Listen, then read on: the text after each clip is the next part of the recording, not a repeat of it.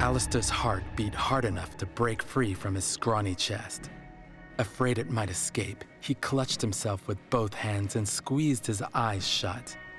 Just long enough to catch his breath. He opened one eye and checked the rearview camera for what they were fleeing. A new storm, one cascading energy and infernal heat, descending on everyone Alistair had taken for granted. Now, that same blue oval plunged toward the ground, the tiny blue vessel all but engulfed in turbulent blue flames. Yet somehow, the source of an atmosphere bright as midday, when it was meant to be midnight. Alistair jerked his head away and sucked back his tears. His father had taught him to be brave. And to be brave, he should bottle his fear in unbreakable glass and not let it out.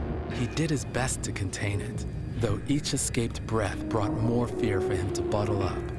His father's beard was overgrown. His long, wavy hair sat on his head like frayed rope tied in a loose knot. He was covered in sweat and soot, frowning deep and wiping his eyes while trying to keep them alive.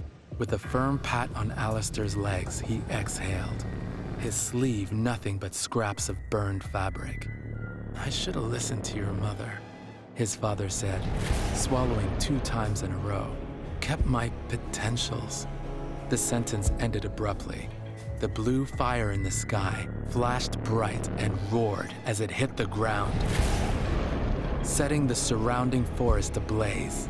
Alistair stared down at a hand double the size of his, looking for the reassurance he was meant to feel.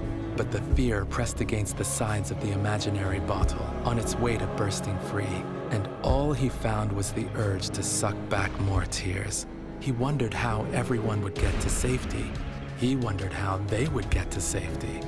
Destruction seemed inevitable, the flames limitless, like they would never stop spreading. The fort of couch cushions he and his father had built during the late afternoon twister didn't seem sturdy enough. His father mumbled a phrase without giving it his breath. He mouthed it again and again as he strangled the wheel one-handed. "Forward Zurrigan? Forward Zurrigan?" His father finally whispered aloud. He shook his head and added, "If 2052 ends with a Z, the experiment should have worked." He lowered his head and resumed his silence. "Are we gonna make it home?" asked Alistair, his legs now wrapped under him. "We're playing the quiet game, sweetheart. Your pops has gotta think."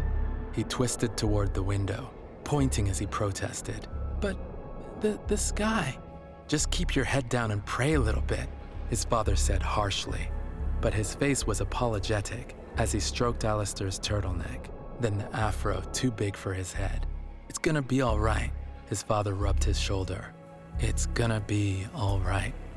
It's gonna be all right. Any other time I'd tell you to keep your head up. But for now, son?" His father didn't finish and swallowed instead. Then, moving his head slowly, stared ahead at the stretch of civilization left.